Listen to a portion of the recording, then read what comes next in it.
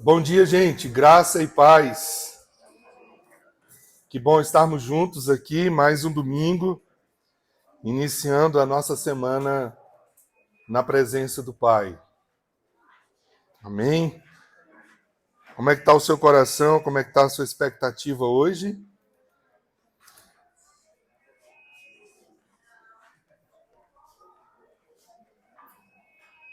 Nós vamos direto ao ponto hoje, nessa manhã. Na segunda mensagem, ou na segunda parte da série de mensagem Quebrando o Espírito de Mamon.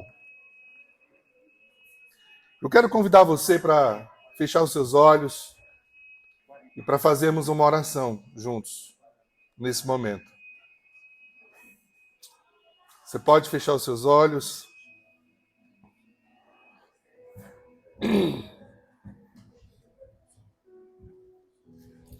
Vamos fazer uma oração juntos? Pai, nessa manhã, o nosso intuito aqui nessa hora é ouvirmos o Senhor falar conosco. Nós entendemos, Senhor, o quão importante é ouvirmos a Tua voz. Nós entendemos, Senhor, a importância de discernirmos a voz do Espírito, Senhor, no nosso coração. Nós entendemos também, Senhor, que o inimigo das nossas almas não poupa recursos e meios para nos distrair. Então, nessa manhã, Senhor, nós te pedimos, Espírito Santo de Deus, nos atrai à tua presença e nos leva para um lugar onde nada possa nos distrair. Espírito Santo, também te pedimos, traz-nos sensibilidade, um coração acessível à tua voz. Dá-nos um coração de filho, Pai. Um filho que tem toda a disposição de ouvir a voz do Pai. Nessa manhã nós oramos para que todas as resistências caiam, para que todo sofisma caia, para que todas as mentiras caiam, para que todas as fortalezas da mente sejam destruídas pelo poder da tua palavra. Tua palavra diz que o Senhor é poderoso e a tua palavra é poderosa para destruir sofismas. Espírito Santo, me usa essa manhã como um instrumento teu, só isso. O Senhor sabe que o desejo do meu coração é abençoar essa igreja que é tua, ela não é minha. Esse povo que é teu, esse povo que foi comprado, lavado e remido no teu sangue. Espírito Santo, misture tuas palavras com as minhas, para que essa palavra gere vida. Não me deixe falar nada de mim mesmo. O Senhor está em mim, o Senhor mora em mim, e eu entrego tudo ao teu governo. Me use apenas como instrumento teu.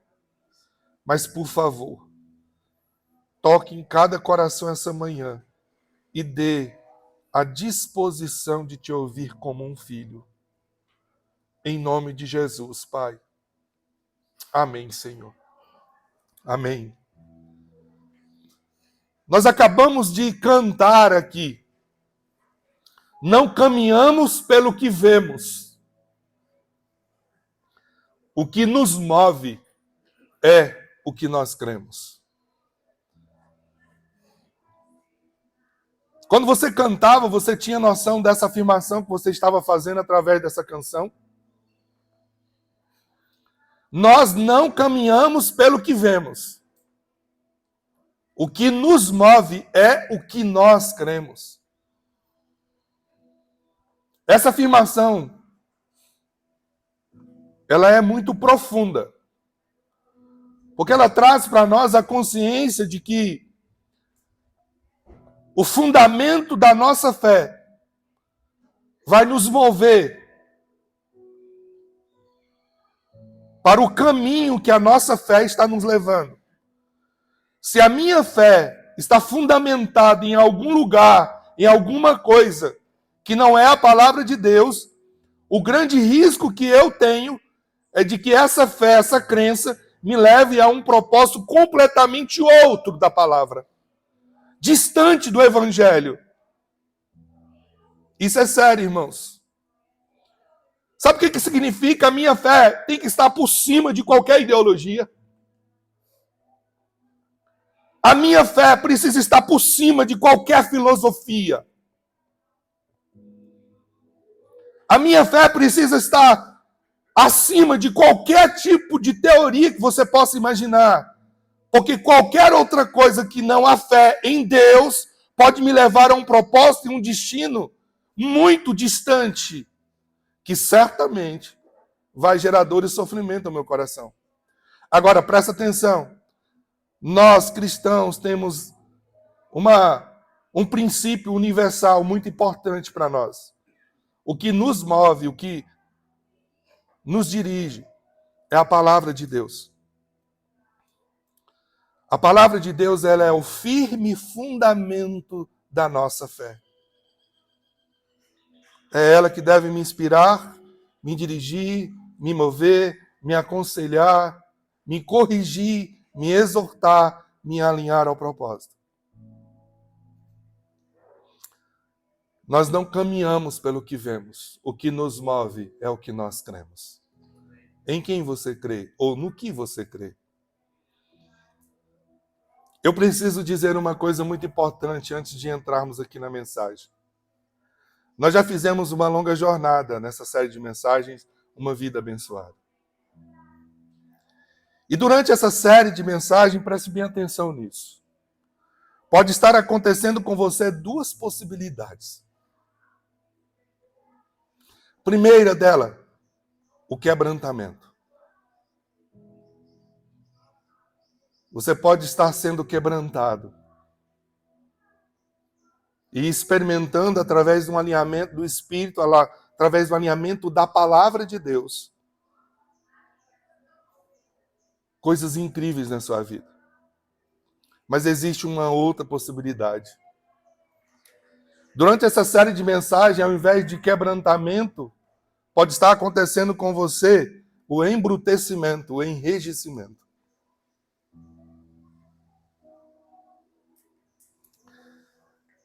E o embrutecimento, o enrijecimento é que você está criando uma resistência sobre tudo aquilo que está sendo ministrado. E sabe da onde tem vindo, e da onde aparece, da onde surge? Surge do fundamento que eu acabei de dizer. Se a Bíblia não é o meu firme fundamento, outras coisas estão me orientando. E essas outras coisas estão indo de encontro àquilo que a palavra de Deus está dizendo. E isso está gerando um conflito. E isso gera um enrijecimento na minha vida, um endurecimento. A grande questão é, você já ouviu o que a palavra de Deus diz acerca disso?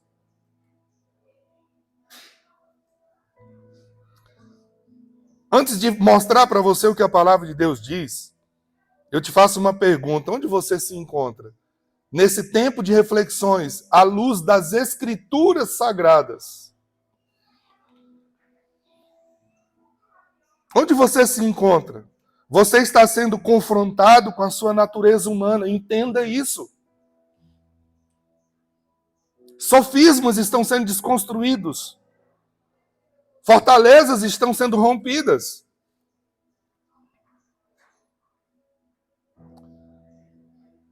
A palavra de Deus nos diz em João, capítulo 3, verso 17 a 21, algo muito profundo, irmãos. A gente conhece João 3,16. Todo mundo conhece. Todo cristão conhece, não conhece? Mas a gente não se atenta para o que está dizendo logo depois do verso 16. João 3,16 nós sabemos de cor. Porque Deus amou o mundo de tal maneira que deu o seu Filho unigênito para que todo aquele que nele crê não pereça, mas tenha vida eterna. Esse é o texto áureo das Escrituras. Nós chamamos na teologia de que é o coração da Bíblia. Agora vamos ver o que diz o texto seguinte, os versículos seguintes desse texto, que tem tudo a ver com o que eu estou dizendo a você. Diz assim, ó, porque Deus enviou o seu Filho ao mundo, verso 17, não para que condenasse o mundo, mas para que o mundo fosse salvo por ele. Esse é o propósito da vinda de Jesus. Mas tem um mais nessa história, irmãos. E o verso 18 fala do mais. Quem nele crê não é condenado. Mas o que não crê já está condenado. Porque não crê no nome do unigênito Filho de Deus. Preste atenção no que ele está dizendo aqui. O propósito de Deus foi salvação. E salvação aqui não tem a ideia apenas de uma eternidade, mas de uma vida vivida no reino de Deus.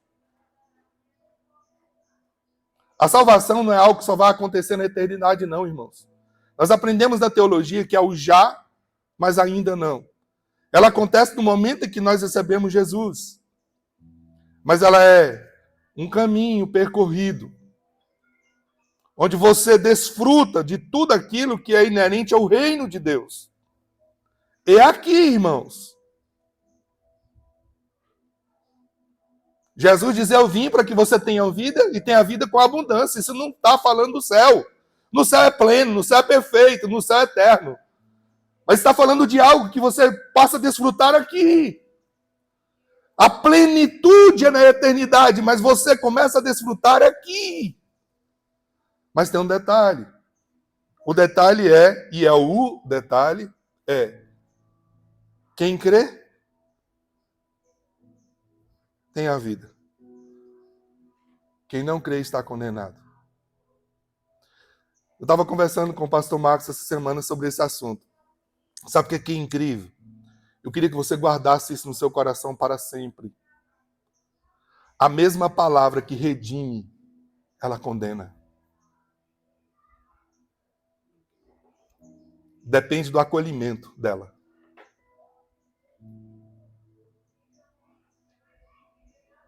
A mesma palavra que condena pode redimir.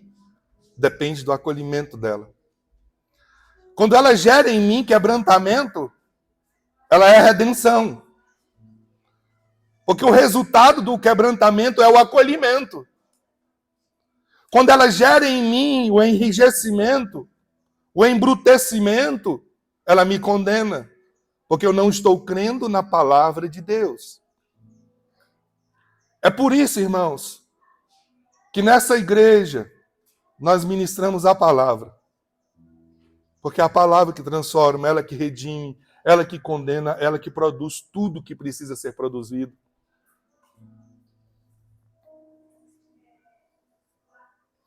O verso 19, eu quero concluir aqui, diz assim, ó, a condenação é essa. Qual é a condenação? A luz veio ao mundo, mas os homens amaram mais as trevas do que a luz, porque as suas obras eram más.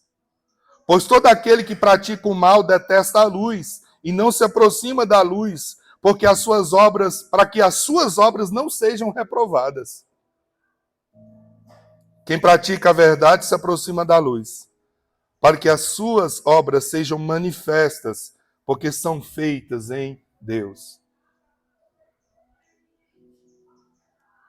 Vocês estão conseguindo entender o processo do quebrantamento e do embrutecimento? Tudo diz respeito à forma como eu acolho a palavra. E eu me lembro quando o pastor Marcos pregou aqui na igreja, ele falou algo muito interessante. Me empresta a sua fala, mano. Eu até anotei aqui para eu não esquecer no que você falou. Não fui eu que inventei as regras. Lembra disso? As regras foram criadas pelo Pai, o Senhor do reino. Você pode questionar ele se você não está gostando. Fica à vontade.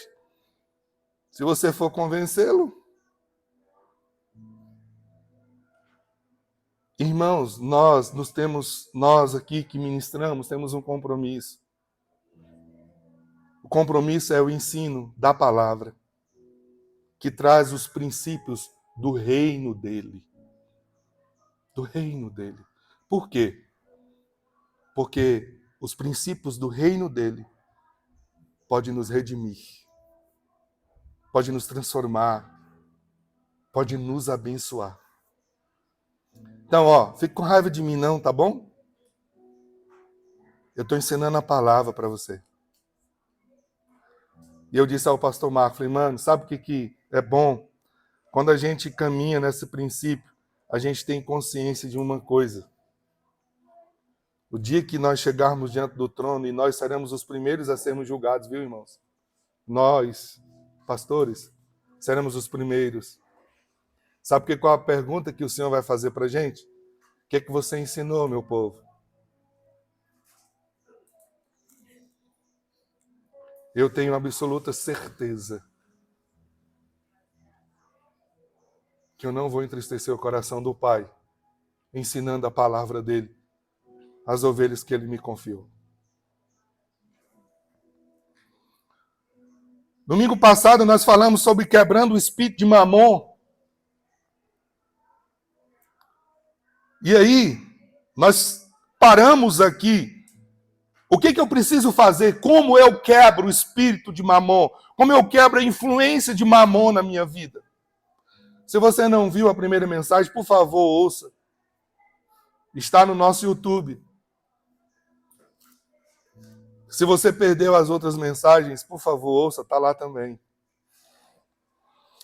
E o primeiro ensino que nós aprendemos aqui de como quebrar a influência de Mamon na nossa vida é, para quebrar a influência de Mamon diariamente, proteja a sua vida dos ataques.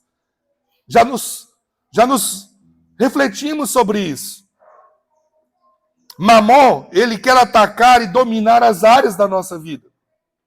Especialmente duas, a espiritualidade e as nossas emoções. Mas eu já falei sobre isso, então vamos direto. Segundo princípio, para quebrar a influência de Mamon diariamente, entenda, a luta é diária, a guerra é constante, eu não posso baixar a guarda. Segundo, para quebrar a influência de Mamon diariamente, resista amar o dinheiro. 1 Timóteo 6,10 diz, pois o amor ao dinheiro é raiz de todos os males. Algumas pessoas, por cobiçarem o dinheiro, desviaram-se da fé e se atormentaram a si mesma com muito sofrimento. Observa que Paulo está falando a Timóteo das consequências do amor ao dinheiro.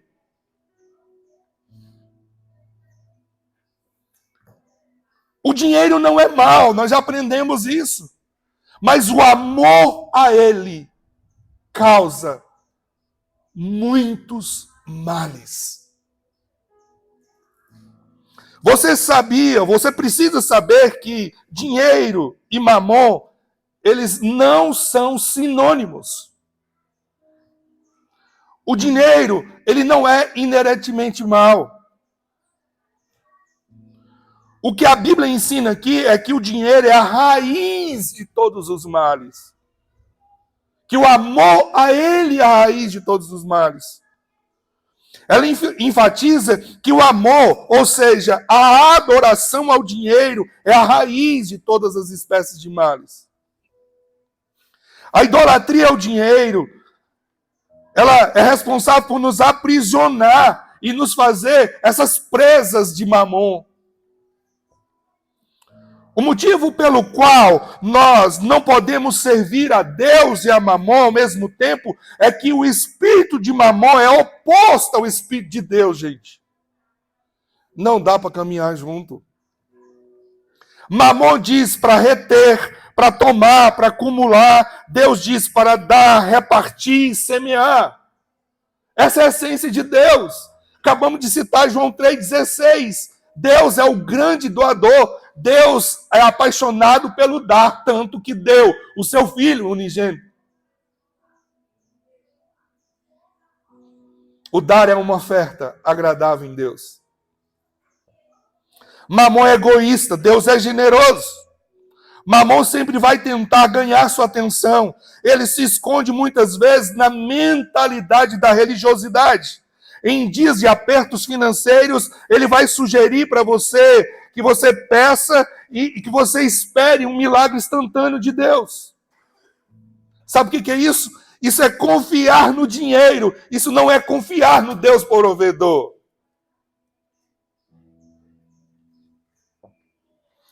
Provérbios 3,6 diz: reconheça o Senhor em todos os seus caminhos e Ele vai endireitar as suas veredas. Entenda uma coisa: tudo que seus olhos veem é passageiro. Tudo que é fruto de fé é eterno, é duradouro. Por isso nós cantamos, nós não nos guiamos pelo que vemos, irmãos. Nós nos guiamos pelo que cremos. Porque quando cremos, isso é eterno, é duradouro. O que ganha a sua atenção, ganha o seu coração. E aí, presta atenção, Provérbios 3, versículo 9 e 10 diz: honre o Senhor. É uma questão de honra. Não amar o dinheiro é honrar a Deus. E a palavra honrar aqui no hebraico significa fazer distinção. Separar, colocar no lugar diferente. A voz da generosidade sempre será a voz de Deus. Sabe qual é a implicação disso? Se você, em algum momento, você ouve Deus dizendo assim, faça isso por alguém, preste atenção, eu já falei isso muitas vezes. Não é Satanás que está falando para você isso, não. Ele nunca vai mandar você abençoar uma pessoa. Nunca, gente. Nunca. Porque quando alguém é abençoado, ele não diz assim, graças a Satanás. Quando alguém é abençoado, o que ele diz? Graças a Deus. A glória, quem recebe é Deus. Satanás só quer a glória para ele. Terceiro princípio. Para quebrar a influência de Mamon diariamente, aplique seu dinheiro no reino. Lucas 16, 9 diz assim: por isso eu lhes digo, usem a riqueza deste mundo ímpio para ganhar amigos, de forma que quando ela acabar, estes o recebam nas moradas eternas. A palavra riqueza aqui é mamon. O dinheiro ele pode ser usado para fins justos e para fins injustos, queridos. Ele pode ser usado para propósitos temporais ou para propósitos eternos. O que o Evangelho está nos chamando aqui é para que nós possamos colocar os nossos olhos nos princípios eternos. O dinheiro que foi submetido a Deus, ele é abençoado. O pastor Marcos falou sobre isso aqui no princípio do primeiro. Eu me lembro de ensinar a vocês aqui, em uma das mensagens que eu preguei, dizendo, preste muita atenção, você precisa fazer o que é certo, da maneira certa. O reino de Deus, a ativação do sobrenatural, quando você traz os céus à terra, é quando você faz o certo da maneira certa. O dinheiro que foi submetido a Deus é abençoado. Ele contraria a proposta inicial, que é a tentativa de substituí-lo. Por quê? É por isso que o dinheiro abençoado se multiplica e não é consumido pelo devorador. Porque aquilo que você consagra a Deus, Deus tem o controle.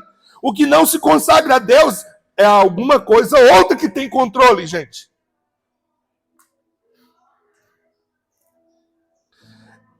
É dinheiro que pode ser usado para o bem e para abençoar pessoas.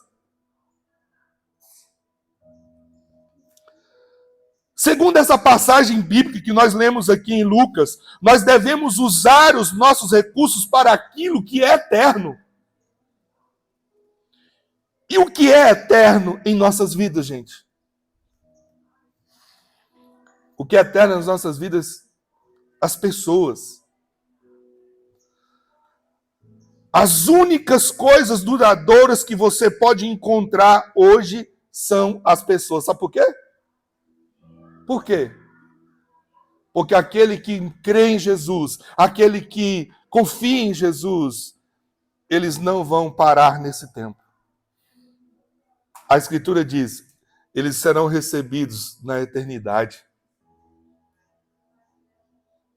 E eles vão, diz o texto, que eu achei incrível, estes os recebam nas moradas eternas. Sabe o que ele está dizendo?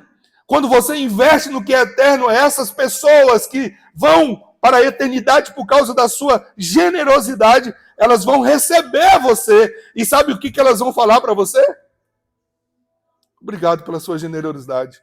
A sua generosidade tocou a minha vida.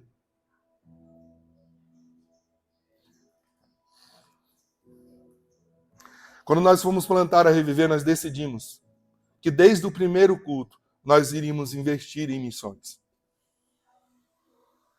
Sabe por quê, gente? Porque isso é investir no reino. Pessoas estão sendo alcançadas em diferentes lugares por causa dos dízimos e das ofertas que essa casa recebe.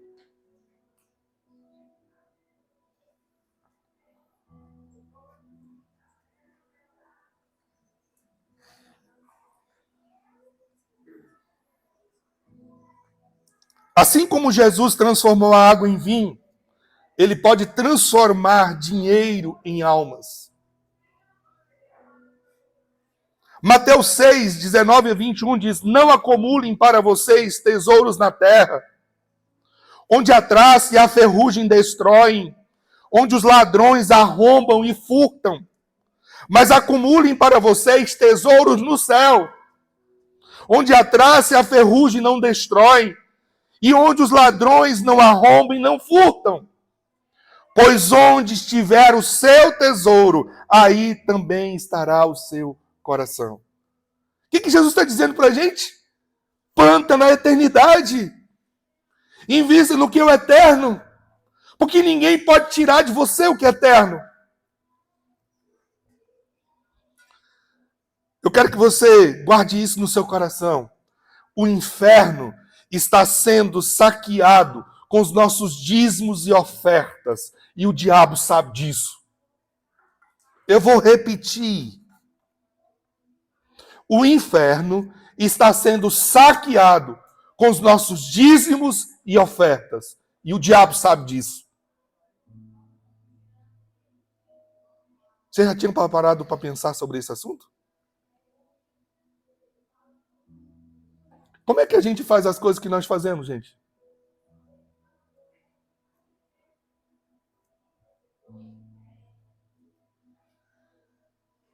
Como é que a gente consegue alcançar pessoas que estão na África, que estão nos Estados Unidos, que estão em vários lugares do Brasil, que estão na Europa, através do que nós estamos fazendo aqui? Através do dinheiro, gente. E são pessoas que estão sendo transformadas.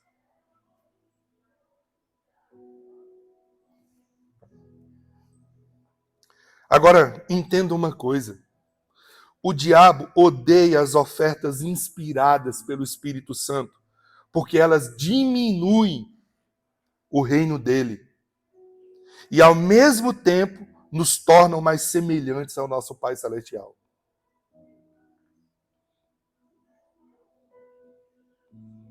Quando eu me coloco no lugar de generosidade, mais semelhante eu estou parecendo ao meu Pai.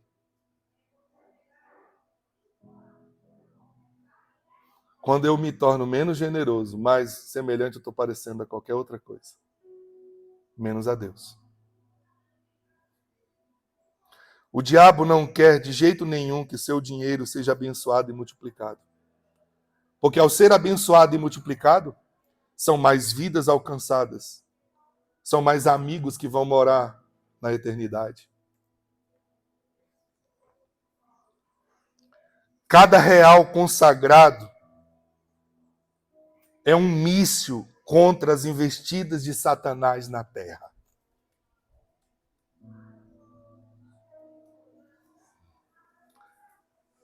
Provérbios 3, eu já disse, nos ensina: honre ao Senhor com seus bens e com as primícias de toda a sua renda.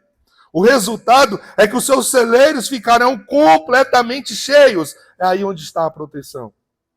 E os seus lagares transbordarão de vinho. Quarto, para você quebrar a influência de Mamon diariamente, seja fiel em todas as estações da vida. Lucas 16, verso 10 e 11. Quem é fiel no pouco, também é fiel no muito. Quem é desonesto no pouco, também é desonesto no muito. Assim, se vocês não forem dignos de confiança em lidar com as riquezas deste mundo ímpio, quem lhes confiará as verdadeiras riquezas? Eu já disse a vocês aqui que todas as vezes que eu leio esse texto me dá arrepios, irmãos. Porque a pergunta que eu preciso fazer a mim mesmo, é o que eu estou fazendo com aquilo que Deus tem me dado. Eu já ensinei a vocês que Deus prova os nossos motivos e nós seremos julgados pelos nossos motivos, irmãos. Porque motivação é algo que não aparece para ninguém. É algo que fica guardado só para mim. Mas a Bíblia diz que aos olhos de Deus nós somos nus e patentes. A Bíblia diz que o homem faz planos, mas é o Senhor que avalia o coração. Ele prova os nossos motivos, irmãos. Ele prova as nossas intenções. A palavra de Deus nos ensina que devemos ser fiel no pouco antes que muito nos seja confiado. E aí, cara, preste atenção. Você pode não gostar do que eu estou ensinando a você, mas eu vou dizer porque isso vai ficar registrado para sempre. Quando eu quebro o princípio me quebra. Não tem como mudar isso. Você pode brigar com Deus, pode questionar a Deus, pode fazer o que você quiser. Quebrou o princípio te quebra. A grande questão é, eu quero ir para o próximo nível? Eu quero acessar as coisas maiores? Se eu não for fiel no que é pouco, ele não me confia no muito, irmãos. Aí eu fico batalhando, mas a minha vida é a expressão exata do saquetel furado. Sabe por que a expressão do saquetel furado? É porque eu coloco e nunca para, porque não está protegido.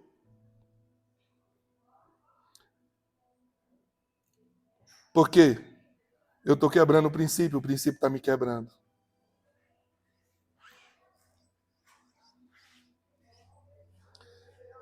O que isso quer dizer? Se você tem apenas um pouco de dinheiro, então é o candidato perfeito para que você experimente o extraordinário de Deus. Se você tem apenas um pouco de dinheiro, então é o candidato perfeito, porque se você for fiel neste pouco, Deus lhe dará mais. É a Bíblia que está dizendo, irmão. Se você for digno das riquezas desse mundo ímpio, eu vou confiar as grandes riquezas.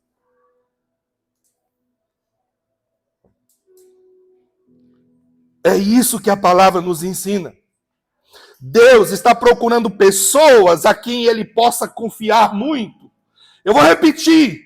E você se posicione num momento profético que está sendo liberado sobre você uma palavra. Deus está procurando pessoas para lhe confiarem o muito. Não é você, não é? Você nem disse amém. Não é você, não pode ser. Porque se eu não tenho nada, eu sou o candidato perfeito. Ao me posicionar em fidelidade diante de Deus, a Escritura diz que Ele vai me confiar mais. O problema é que a gente está sempre assim, não, quando eu tiver, eu faço. Não, o princípio do reino é diferente. É fidelidade. Eu creio. Eu digo amém para mim e para essa igreja. Deus está procurando pessoas que Ele deseja confiar o muito. E aí, preste atenção, se você está se posicionado no lugar correto de fidelidade por Deus, de fidelidade ao Senhor, tenha expectativa, porque é uma promessa na sua palavra e Ele é fiel para cumprir a promessa. A Bíblia diz que aquele que prometeu é fiel para cumprir. Se eu estou no ambiente correto, no lugar correto, com o posicionamento correto, eu posso esperar em Deus, porque Ele disse, faça prova de mim e vê se eu não vou abrir as comportas do céu e derramar sobre vocês as bênçãos que vocês não terão onde guardá-las.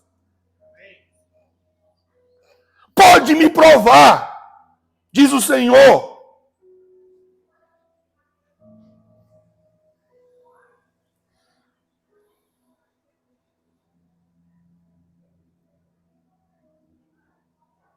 Faz muito mais sentido eu estudar esses assuntos que Deus falou comigo em 2 momentos da minha vida. Se você tiver projetos sérios que o objetivo for honrar o meu nome, eu pago a conta.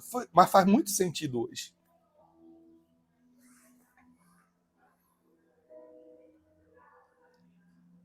Eu estava essa semana com a minha família e a gente orando e agradecendo ao Senhor.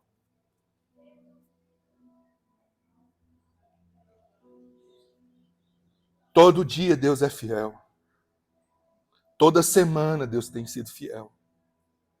Todo mês Deus tem sido fiel. Todos os anos Deus tem sido fiel. Davi disse assim, eu nunca vi um justo desamparado, nem a sua descendência mendigando pão. Essa semana nós choramos e oramos agradecendo o Senhor. O Senhor nunca deixou a gente passar necessidade. Sabe por quê? Que Ele diz, eu suprirei todas as vossas necessidades de acordo com as gloriosas riquezas de Cristo Jesus. Amém. Todas as necessidades Ele suprirá. E Deus tem sido tanto um bom pai que vez por outra Ele mima a gente. Que está para além da necessidade.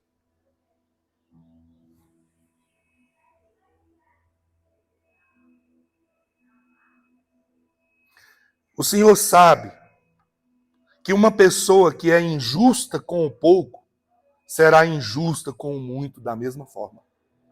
Não é Ele que prova os nossos motivos? Sabe o que Ele está dizendo assim? Deus sabe em quem Ele pode confiar. Sabe qual é a sua oração?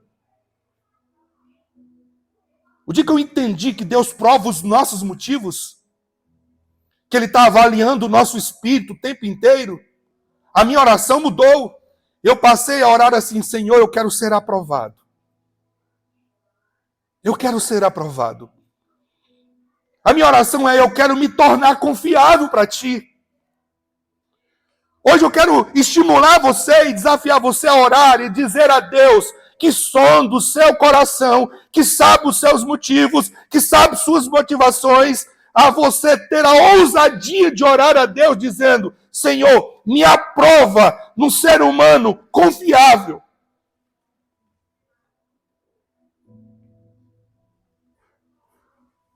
Me aprova como um ser humano confiável. Eu quero ser confiável para Ti. Eu quero que o Senhor confie em mim. O que importa, irmãos, não é o quanto temos, mas a quem pertence. Se pertencemos a Deus, o dinheiro que temos, na verdade, é dele.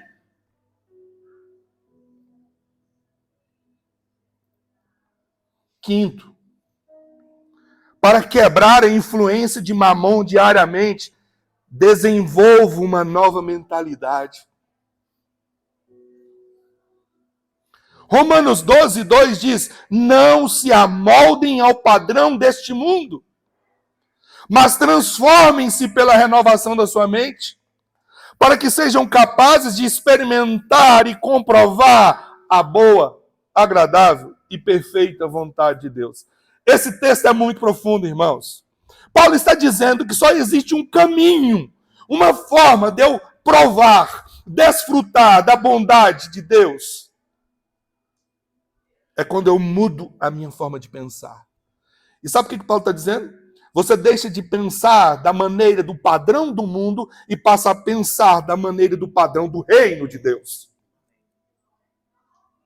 O que nós estamos ensinando a você aqui é sobre o padrão do reino de Deus.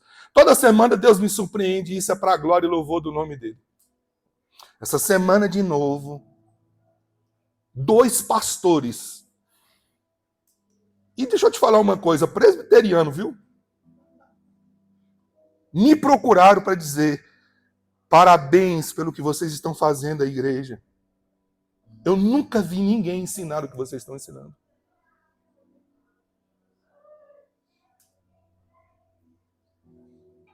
Falei: a glória é do Senhor Jesus.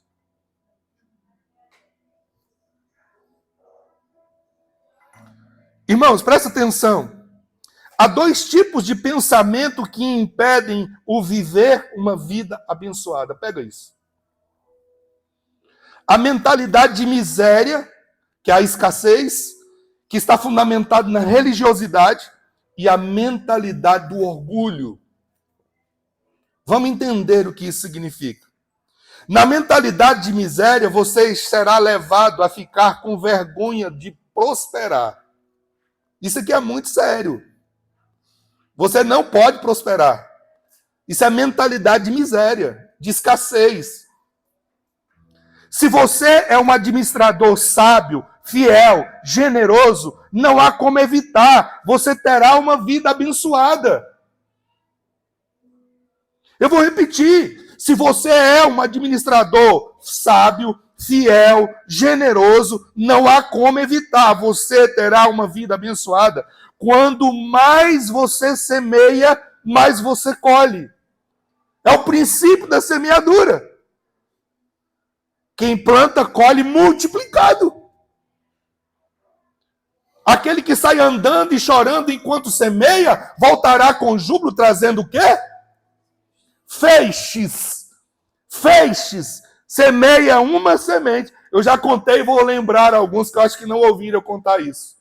Quando eu era pastor em Alto Paraíso, nós fizemos uma experiência. Um presbítero da igreja foi verificar o processo de multiplicação da lei da semeadura.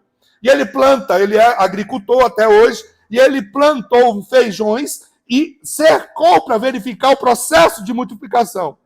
E aí esperou o processo os meses se passaram, foi colher os feijão. Ele plantou 1 grão de feijão.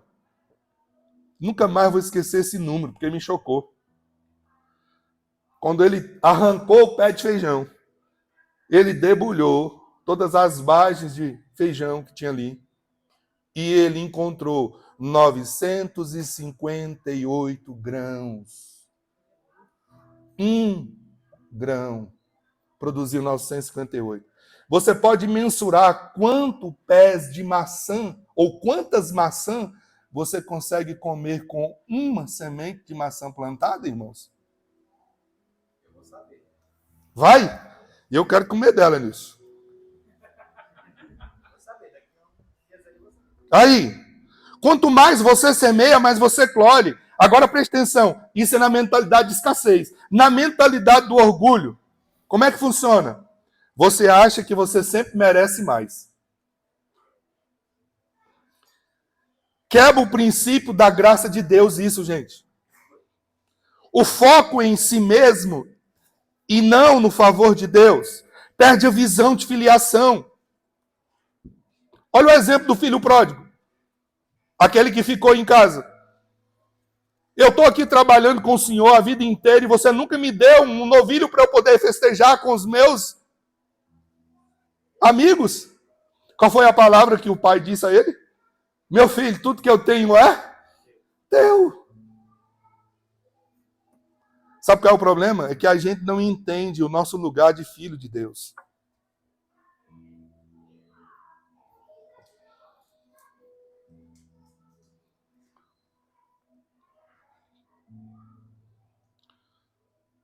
Robert Morris faz uma ilustração sobre esse tópico que eu acho incrível. Eu fiz questão de anotar aqui e você vai tomar conhecimento projetado.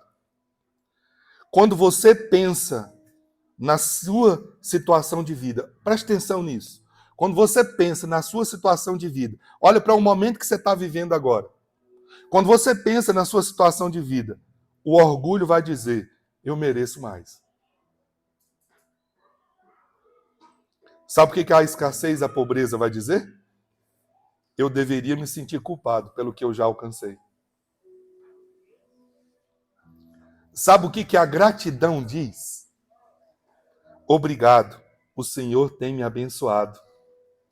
A gratidão é uma atitude de reconhecimento que sempre se alegra com a provisão de Deus.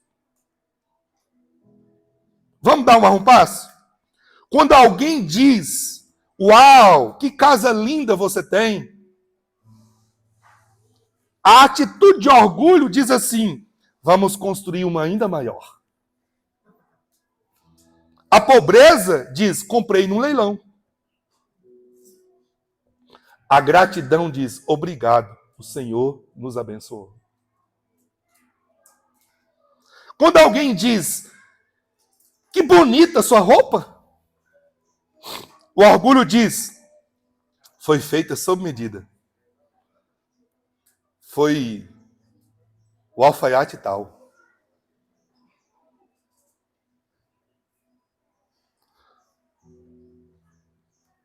A pobreza diz, paguei a metade do preço. A gratidão diz, obrigado, o Senhor me abençoou. Quando alguém diz, que carro lindo, o orgulho diz, tenho 3 deles. A pobreza diz, paguei a metade do preço. A gratidão diz, obrigado, o Senhor me abençoou. Consegue entender a diferença? A glória é sempre de Deus, irmãos. Como você tem agido em sua vida? Que tipo de atitude você tem diante dessas questões? De orgulho? Vai ficar melhor. De pobreza? Ah, foi no bazar. Ou de gratidão? O Senhor me abençoou. A mentalidade de pobreza pode atingir tanto pobres quanto ricos. Preste atenção nisso. Na verdade, essa visão atinge mais as pessoas ricas e prósperas do que qualquer outro grupo. A mentalidade de pobreza. A mentalidade de pobreza é um sentimento de vergonha e culpa por ser abençoado.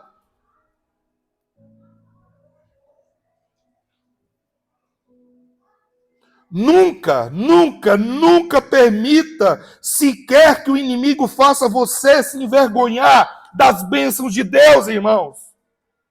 Eu vou repetir. Jamais, a partir de hoje, se envergonhe do que Deus tem te dado.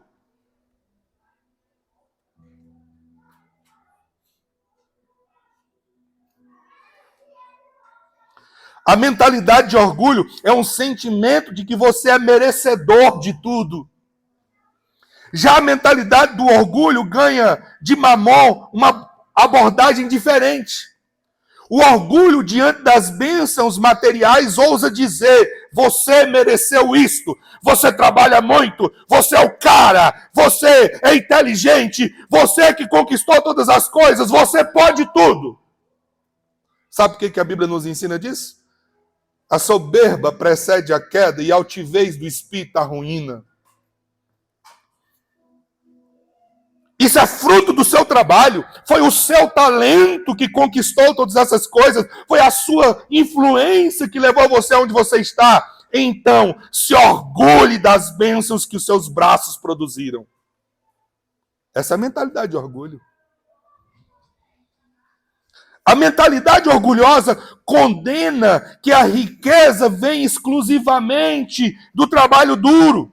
Ou condiciona, perdão, a mentalidade orgulhosa condiciona que a riqueza vem exclusivamente do trabalho duro. Nós nem chegamos nos textos, viu, irmãos? Não reconhece a bondade de Deus, a mentalidade orgulhosa. Já a mentalidade de pobreza sugere que você deve ter vergonha daquilo que você tem. Ambas mentalidades são armadilhas que se concentram nas coisas em vez de se concentrarem em Deus. Agora eu quero convidar você para olhar comigo Deuteronômio 6, do versículo 10 a 13. Lá diz assim, ó: em breve, o Senhor, o seu Deus, os conduzirá à terra que ele jurou a dar aos seus antepassados, Abraão, Isaque e Jacó. É uma terra com cidades grandes, prósperas, que vocês não construíram.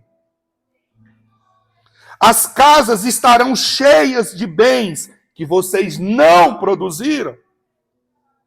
Vocês tirarão água das cisternas que não cavaram. Comerão dos frutos e vinhedos e olivais que não plantaram. Quando tiverem comido, até se fartarem nessa terra, cuidem para que não se esqueçam do Senhor, que os tirou da escravidão do Egito. Temam o Senhor, o seu Deus, e sirvam somente a Ele.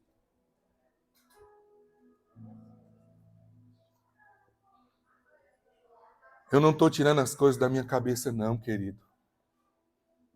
Eu estou tirando da palavra de Deus.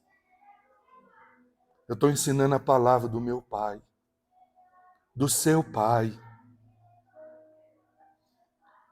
Que tipo de mentalidade governa você? Quando você pensa em alguma situação de conquista na vida, o orgulho diz: eu mereço. A pobreza diz: eu deveria me sentir culpado. A mentalidade de abundância diz: obrigado, o Senhor me abençoou.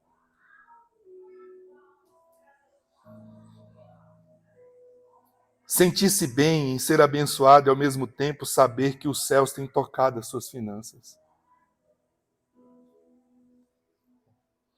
A chave para resistir ao espírito de Mamon, a mentalidade de orgulho e a mentalidade de pobreza é lembrar. Lembrar. Precisamos lembrar que fomos escravos do pecado. Lembrando da obra de Cristo por meio da sua graça. Que embora tenhamos trabalhado arduamente, foi a bênção de Deus em nossa vida que produziu qualquer outro bem.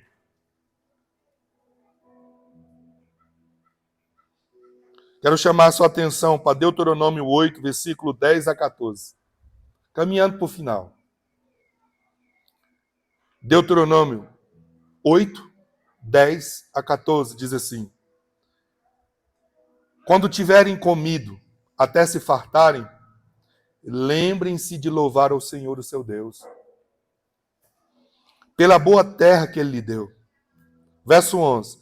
Tenham cuidado para que, em meio à fartura, não se esqueçam do Senhor, o seu Deus. e desobedeçam os mandamentos, estatutos e decretos que hoje lhes dou. Verso 12. Quando ficarem satisfeitos e forem prósperos, quando tiverem construído belas casas onde moram, e quando seus rebanhos tiverem se tornado numerosos, a sua prata e o seu ouro tiverem se multiplicado, junto com todos os seus bens, tenham cuidado. Não se tornem orgulhosos. E não se esqueçam do Senhor, o seu Deus, que os libertou da escravidão da terra do Egito. Deuteronômio 8:18 diz assim: mas lembrem-se do Senhor Deus, pois é Ele quem lhes dá a capacidade de produzir riquezas, confirmando a aliança que jurou a seus antepassados, conforme hoje se vê. Olha aí, irmãos. Volta lá, Eduardo, por favor. Lembrem-se do Senhor, seu Deus, pois é Ele quem lhes dá a capacidade de produzir riquezas. Confirmando o quê? A aliança que jurou a seus antepassados, conforme hoje se vê. Sabe o que Tiago nos diz, irmãos? Toda boa dádiva, todo dom perfeito vem do alto, vem dos céus, que derrama sobre nós sem sombra e variação. A glória é só dele. Não é o seu braço forte. Não são as suas competências. Não são seus contatos, não é o conhecimento que você tem. É a graça de Deus que tem conduzido você a bom termo. E eu quero concluir essa mensagem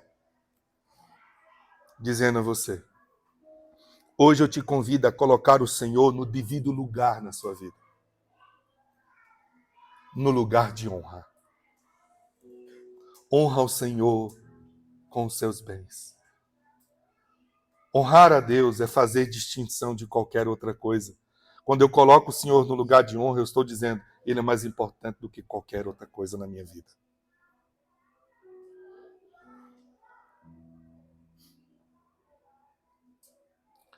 Agora, porém, diz 1 Samuel 2,30, declara o Senhor, e isso não acontecerá.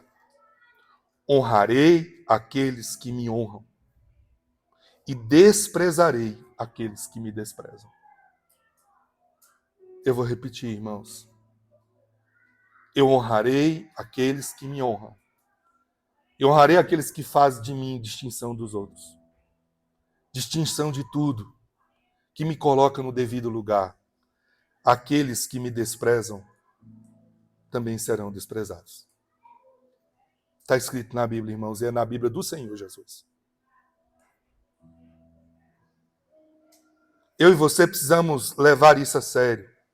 É uma questão de honra. Honre ao Senhor com seus bens e com as primícias de toda a sua renda. O resultado, a promessa é: os seus celeiros ficarão completamente cheios e os seus lagares transbordarão de vinho. É a palavra de Deus que está dizendo aí. É uma questão de honra. Submeter ao governo de Deus é honrá-lo. E honrar é fazer distinção. Vencer Mamon é estar debaixo do governo de Deus. E isso é uma vida abençoada. Quando eu honro a Deus, eu estou distinguindo Ele de tudo. Quando eu desonro a Deus, eu estou colocando Ele em pé de igualdade com qualquer outra divindade. Lembre-se, tudo que te governa é o seu Senhor. Se o Senhor não te governa, outra coisa ou outrem está te governando. Se o Senhor não te governa, outra coisa ou outrem está te governando. Não é possível servir a dois senhores, servir a Deus e a Mamon. Eles são opostos entre si. Eu quero convidar você a ficar de pé nesse momento.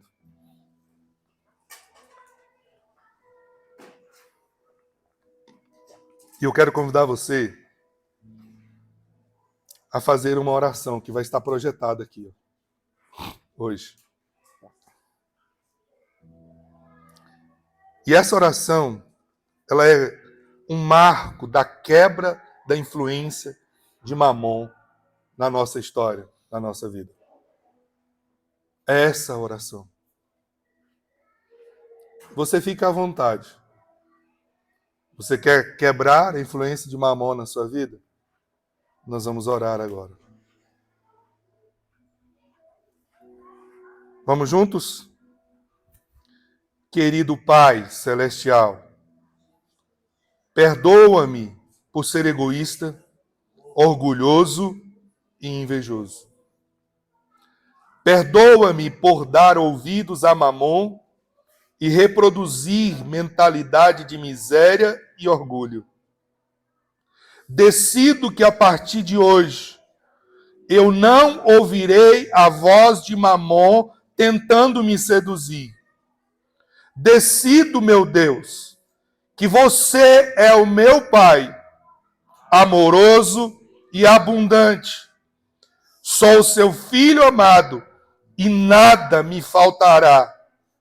Você é a minha verdadeira fonte de provisão.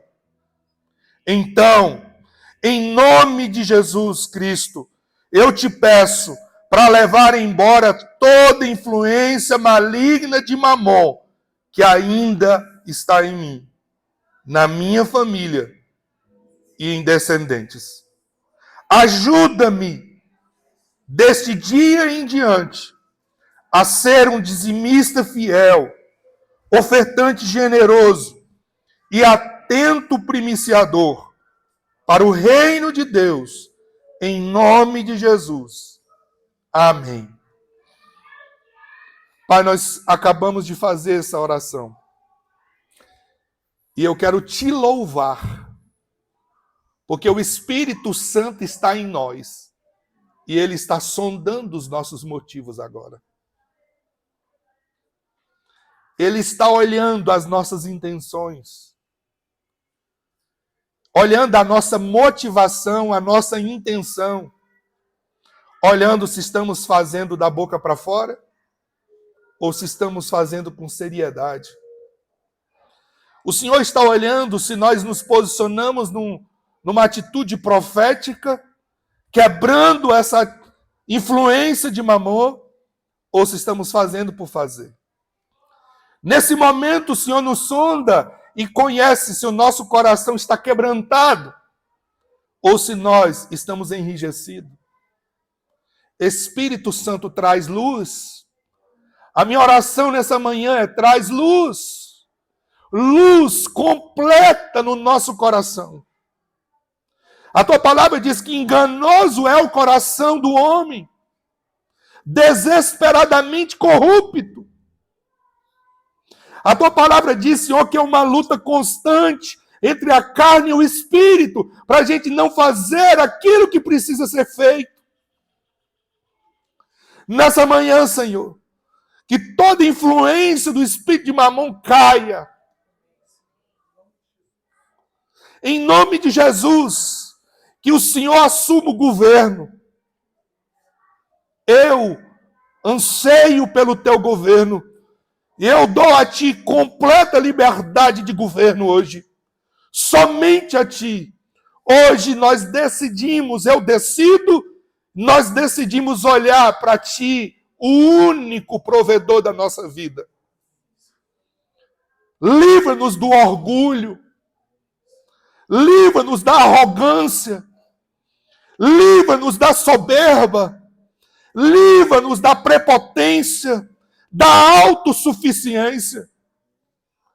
Quebra, Deus, em nome de Jesus, isso na nossa vida. Nós nos posicionamos num lugar de honra, no lugar de honra do Senhor, colocando o Senhor no devido lugar. Assuma o controle, Jesus. Assuma o governo pleno, completo. Quebra a mentalidade de pobreza, de escassez, onde nós nos sentimos culpados porque o Senhor nos abençoou. E quebra todo o orgulho que nos leva a esse lugar de soberba, de arrogância. Faz Deus nos posicionar no lugar de filho, onde reconhecemos que toda boa dádiva e todo dom perfeito vem do alto, vem do Senhor, onde nós reconhecemos que o Senhor nos alcançou em Jesus, o Senhor nos abençoou em Jesus, o Senhor nos redimiu em Jesus. Por isso estamos aqui. Coloque em nós um coração generoso, doador, em nome de Jesus, e assuma o controle de tudo em nossas vidas. Prova os nossos motivos, meu Deus. Prova os nossos motivos. Nessa manhã, Espírito Santo, sonda cada coração. Vê se há em nós um caminho mau e guia-nos pelo caminho eterno. Espírito Santo de Deus, nós queremos ser aprovado por Ti. Nós queremos ser digno de confiança. Nós queremos nos tornar confiáveis para Ti, para que a Tua glória seja manifestada. Nessa manhã, mais uma vez eu oro, quebra todas as fortalezas da mente, todo sofisma, toda mentira lançada por Mamon e pelo diabo, Senhor. Anula, a Tua palavra diz que a Tua palavra é poderosa para desfazer todos os sofismas. E a Tua palavra foi pregada nessa manhã, que ela encontre guarida no nosso coração e que ela, Deus, seja o nosso alimento diário. O único Espírito com autoridade legal para influenciar nossas vidas, para governar nossas vidas, para dirigir nossas vidas, para falar em nossos corações e na reviver, é o Espírito Santo de Deus, só Ele. O único Espírito para governar as nossas finanças, os nossos bens, é somente o Espírito Santo de Deus, só Ele, e para a glória dEle. Dá-nos um coração semelhante ao de Jesus. Um coração generoso, um coração doador, um coração primiciador. Em nome de Jesus, prova os nossos motivos. Passa na peneira, Jesus, os nossos motivos. E torna-nos em nome de Jesus. Torne-nos em nome de Jesus, dignos de confiança do Senhor. Essa é a minha oração, como autoridade espiritual desse rebanho, como autoridade espiritual nessa igreja. Essa oração que eu oro nessa manhã, sobre a vida de todos aqueles que reconhecem a minha vida e o meu ministério como pastor, Pai. Quebra em nome de Jesus toda ação do inferno, em nome de Jesus. E para a glória de Jesus, nós oramos com o perdão dos nossos pecados. Amém, Senhor. Amém. Deus abençoe sua vida. Guarda isso no seu coração. Em nome de Jesus.